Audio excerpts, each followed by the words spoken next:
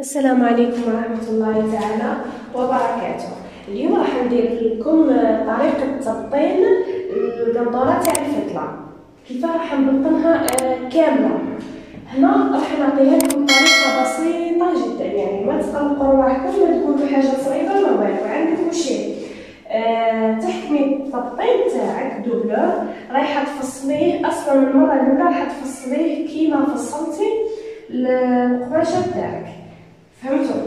كي تفصليه واش ديري؟ تحطيه هكذا على الوجه، تحطيه كيما هكا على الوجه، صافي ديري الوجه مع الوجه،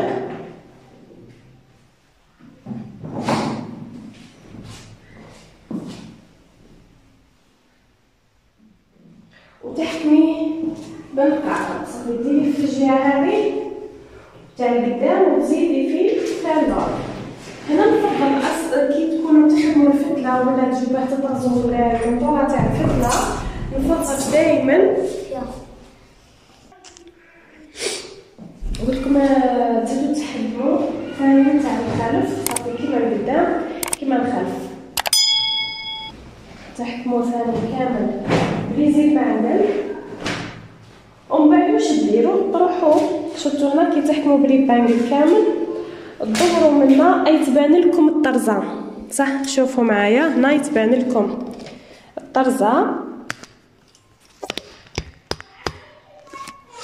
شوفوا هنا تبان لكم الطرزه منين الاخرى، ها هو هذا الاخر تاعو، شوفوا الفتله.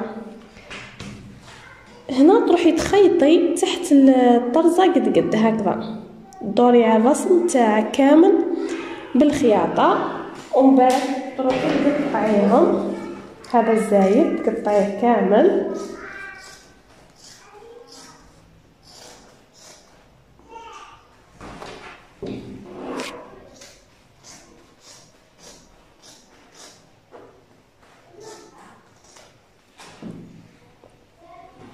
اكيد تروحي تكرونتي كيما موالفين في التبطين تاعكم، على بالي كامل تعرفوا تبطنوا تعرفوا تكرونتيو.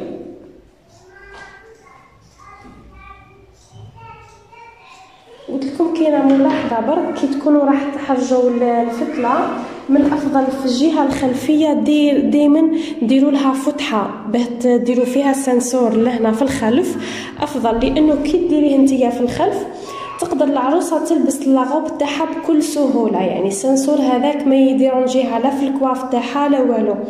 صافي هنا رايح يساعدها في الحاله هذه. صافي كما جابوا لي هذا، جابوه لي مطروز، يعني ما فيش فتحه في الخلف. انا واش راح ندير؟ راح ندير لها سنسور هنا في الجناب منا ومن هيه باه يجيها ساهل في اللبسه تاعو، كيكون مرخوفه تجي ساهل. بصح انا نفضل دائما في الفتحه تاع الراس، باسكو الراس هو اللي يجي محلول، يعني كي تحلي من الراس ما يديرونجيكش في الشعر. دوكا بعد ما خدمنا التبطين صافي درنا غير فتحه الرقبه فقط، صح؟ نروحو ندورو هذا هكا. واش نزيدو نديرو دركا؟ درنا فتحه الرقبه هكا، صافي ها الرقبه تاعنا جات مبطنه ما شاء الله. نزيدو كيف نديرو؟ نروحو نحكمو دركا الكتف مع الكتف، تجبدي التبطين هكا من فوق وتحطي الكتف مع الكتف بهذا الشكل. صافي هنا واش راح يجيك التبطين مع التبطين هكذا، صح؟ والكتف مع الكتف تاع الاخر، وتخيطي هكذا كامل هاك حتى نهيها. فهمتوا؟ تخيطوا هاك كامل منا وتزيدي منا. دوك نروح نخيطها. هذه الخطوه اللي راح ديروها الاولى. بعد ما خيطتها منا شوفوها تحكموا تخيطوا هاك حتى الجهه الاخرى. صافي هنا شوفوا كيف تجيكم، هنا يطيحوا قد بعضهم كما فهمتكم بكري، يعني في الحواشي هادو دائما شدوهم بليبانجل باه ما يهرب لكمش، ما يجيكمش واحد هارب على واحد. ومن بعد هذا ويدخل هك تبطينه ويجي هكا لداخل. دوك واش رايحين نديرو؟ عندنا المراوح المراوح تفصليهم نورمال، والدوبلور ديريه بنفس القماش، تحدي المنتصف كيما هاك، تحدي المنتصف ومن بعد تحطي المنتصف هنا مع النص تاع الكتف. دائما بلي زيبانجل صافي، لي بانجل ما يخطوكمش خلاص في الخياطه دائما معاكم.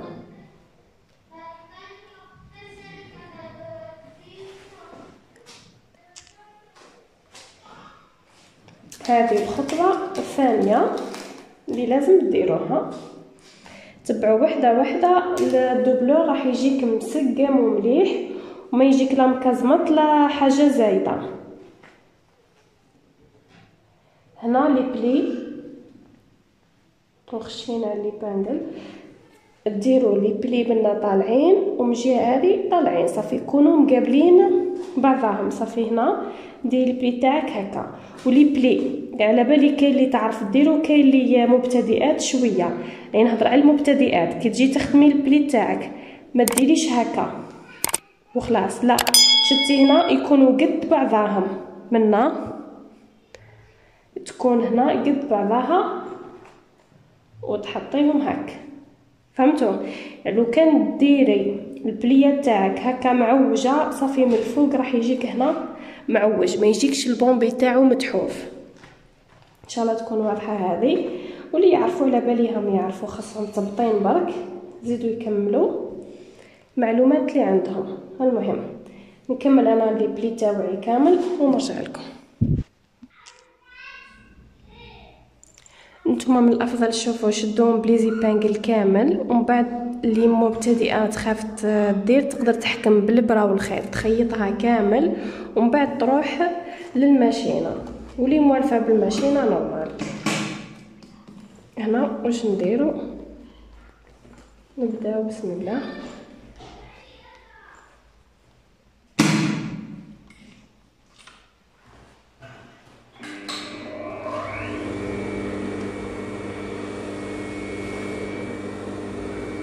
هنا وانتي تخيطي دائما السورجي خليه مع السورجي، صافي النهايه مع النهايه هكذا.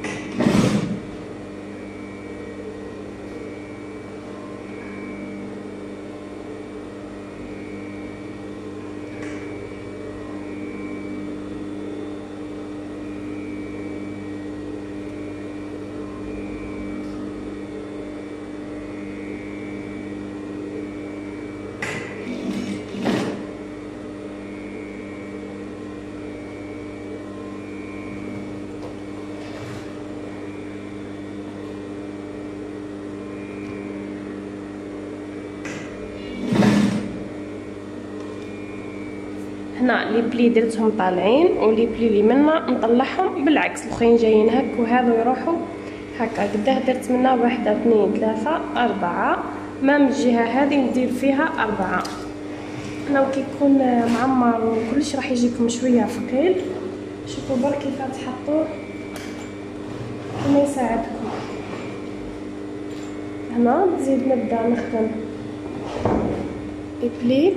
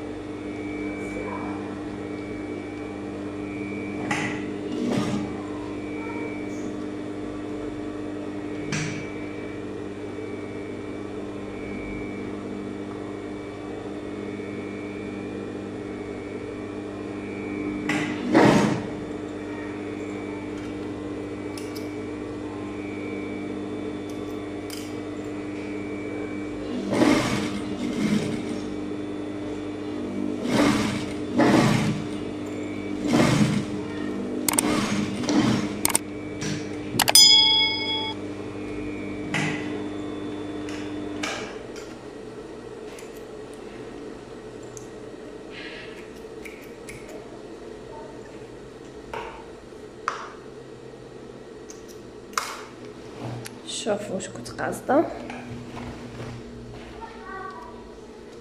شوفوا هنا لي بلي هادو يجوا هكذا طالعين، واحده زوج ثلاثه اربعه، هادو كيف يكونوا طالعين ثاني مقابلينهم، يعني كي ديري لي بلي يكونوا يا مقابلين يا متنافرين، فهمتوا؟ باش تحصلوا على الشكل هذا.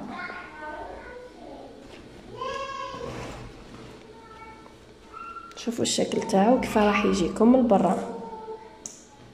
شفتوا؟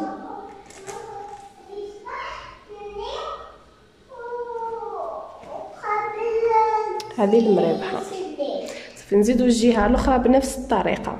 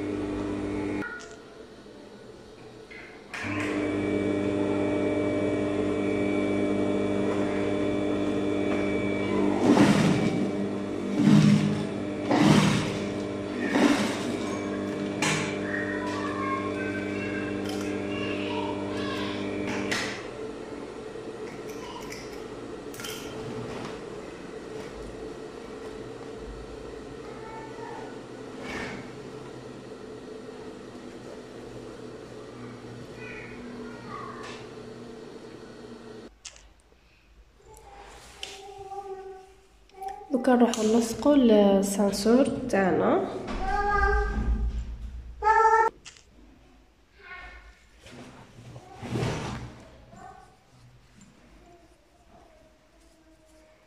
نحطو الوجه مع الوجه، هذا الوجه مع الوجه والحاشيه مع الحاشيه هكا.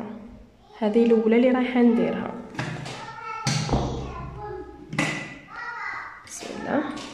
اكيد كي تجي تخيطي السحاب تاعك سانسور تخيطيه بالبيد بيش الخاصه به.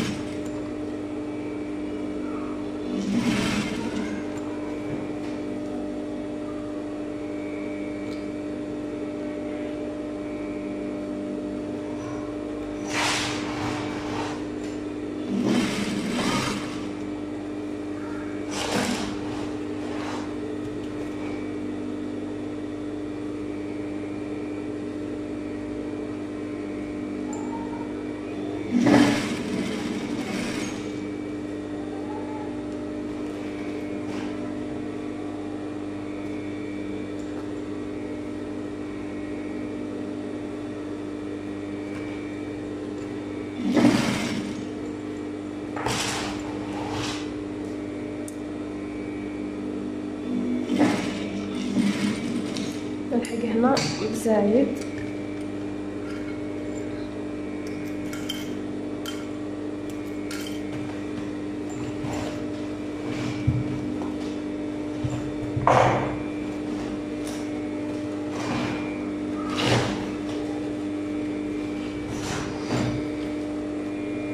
خيطنا الجهه هذه. شوفوا كيفاه السحاب يولي ما يبانش خلاص.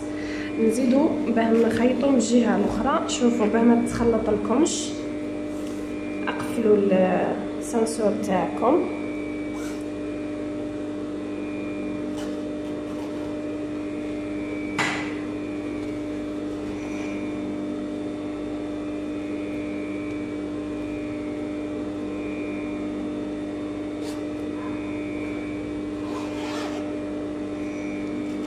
اقفلوه ومن بعد هزي الجهه الاخرى باه يطيحوا لكم كيف هكا. شديهم بلي بانجل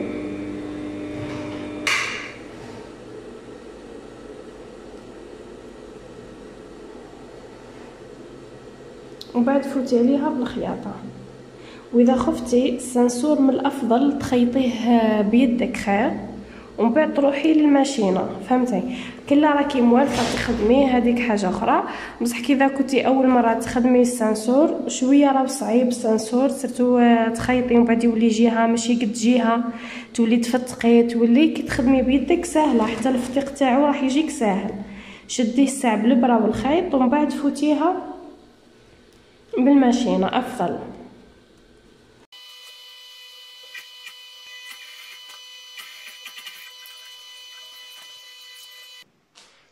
كنحطها هنا في الطابله خير باش توضح لكم الفكره.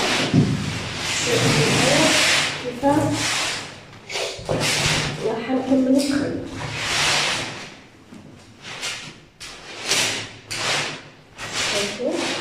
نقدر نعيط السنسور منا ومنا الخيط.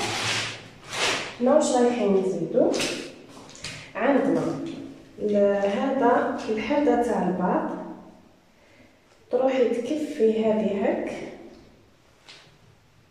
وهك صح، منا ومنا. حنا كيفاش رايحين نديرو؟ كيفاه راح نديرو باه تجينا خدمه نظيفه؟ تحكمي نوريكم هنا، شفتوا الخياطه هذه مع هذه تحكموها مع بعض صح؟ خرجي المريوحه هكا الفوق. هنا واش ديري؟ تعملي كلي كفه هكا، وشنو تحطيها الخياطه مع الخياطه، تشدي الساع هذا تثبتيه باه تبقي حاكمه البلاصه. ومن بعد الاخر كيف راح نديرو؟ الاخر ندور هكذا ونخيطو بالماشينه من الداخل هاك حتى نكمل منا. صافي نخيط النص هذا ونزيدو نخيطو النص الاخر باه ما يغلبكمش في الخياطه. نروحو نخيطو هذه الساعه الخطوه الثانيه. الثالثه اللي راح نديرو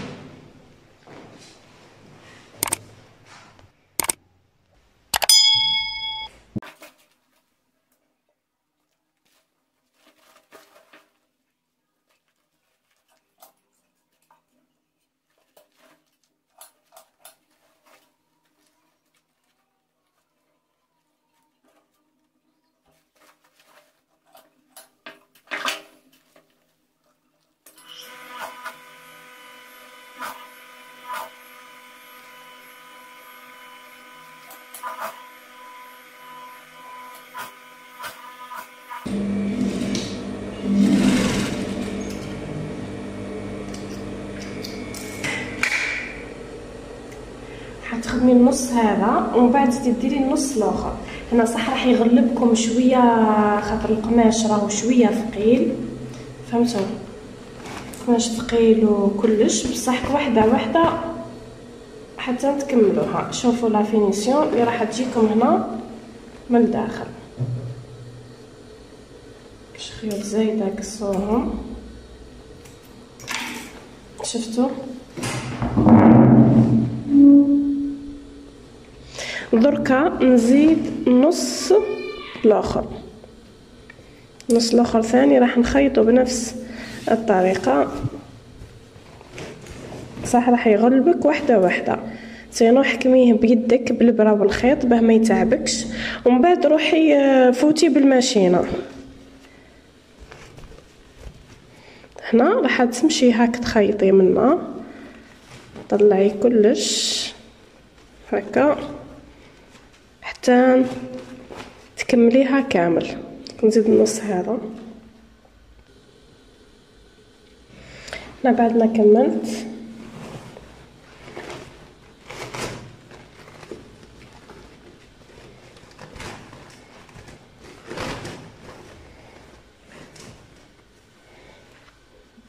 صافي. هنا راح يكون نضيف منا ومنا.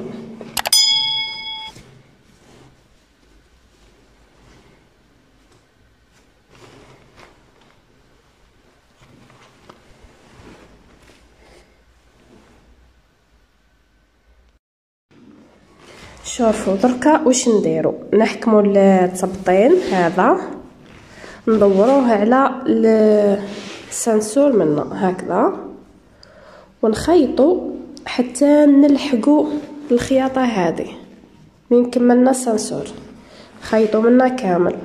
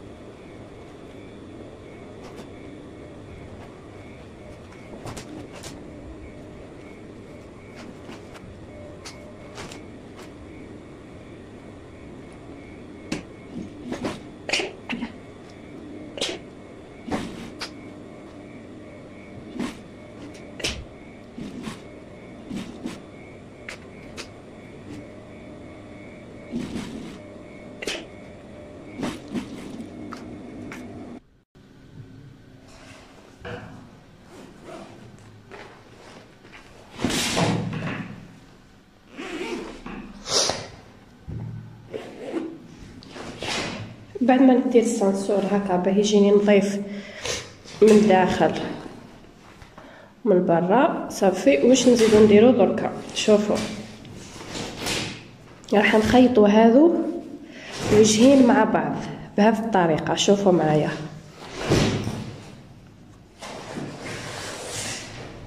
نشوف كيف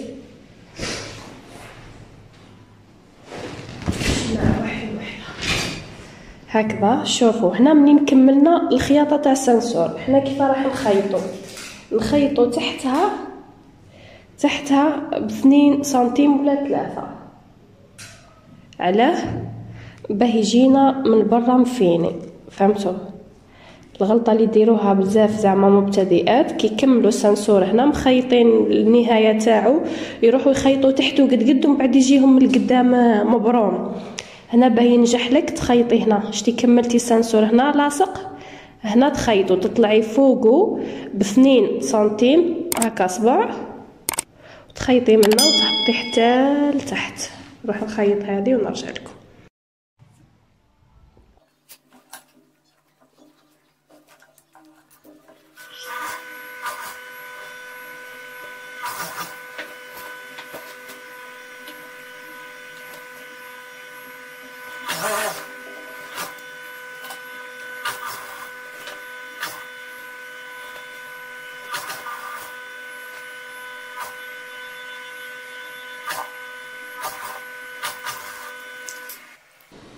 بعد ما خيطنا هذا الوجهين نروحوا للتبطينين ثاني كيف رايحين نخيطوهم هكذا نفس الطريقه اللي خيطت بها الاخرى. نحط هكذا الوجهين تاع التبطين مع بعض هكا ونخيط منها كيف قبل من السنسور ب2 سنتيم ونخيط ندير بنداري ونكمل حتى لتحت.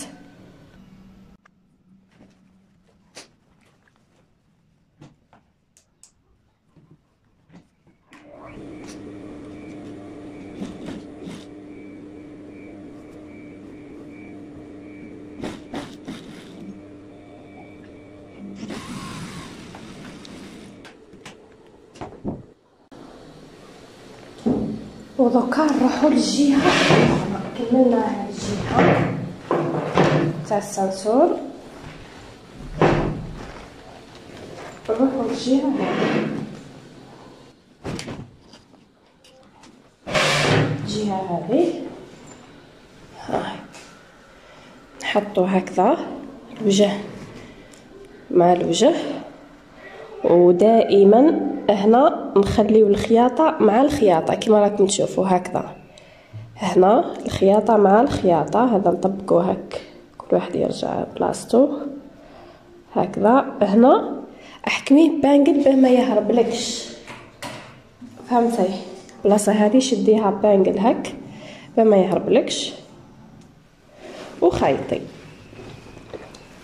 تقدري تبداي من التحت وتمشي ديريكت حتى تكملي وتروحي من الجهه الاخرى وتقدري تبدي من النص وتروحي تزيدي ديري النص تاع التبطين وتروحي صافي. هناك بحال يتخيط هكا التبطينين مع بعض والوجهين مع بعض حتى لتحت.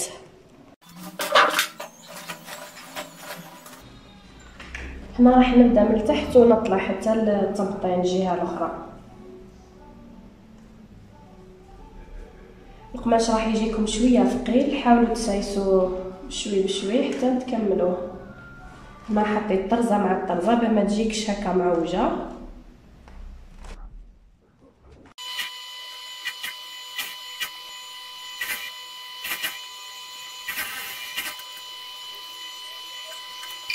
دوبلور ونزيدو نكفوا الاخر وحده. هنا ما راحش نخليهم لاصقين في بعضاهم، ما راح نخلي كل واحد وحده. في حال حابه تلصقوهم في بعضاهم تحكموا بلي زيبان. جالسه نعتلكم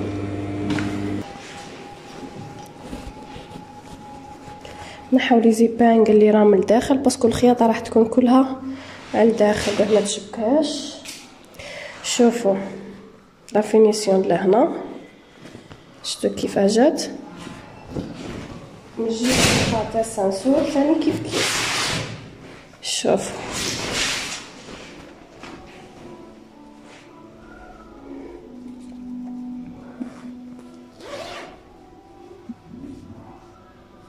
جا كلش نظيف مخيط من الداخل. واش يبقى لنا درك؟ يبقى لنا لتحت صافي. دوكا هنا من الفوق كلها فينيناها. نتوما وشنو تبعوا راها شويه هكا ثقيله. نتوما تبعوا خطوه خطوه ينجح لكم الدبلور الكامل. شوفوا نروحوا للجهه التحتانيه كيفاه راح تفتحي الدبلور مع هذا. نتيا مادام مفصلاته كيف صح راح يتخيط كيف. هنا في حاله انا مش راح نديرو لاصق باسكو مولاتو قالت لي ما تلصقيهوليش خليه كل واحد وحده. هنا في حال راح ايوا تحكموا هكذا تشدوا دائما بلي بانجل. هنا مادام راكم فاصلين لارج كيف ما تخافيش باه تقولي واحد يجيني اكثر من واحد ولا تحكمي البانجل هنا فهمتي حافي. المهم تشدي بانجل هاك الخياطه مع الخياطه شفتوا كيفاه يجي من الداخل وتزيدي الجهه الاخرى. دوك واش راح ديري؟ تخيطي من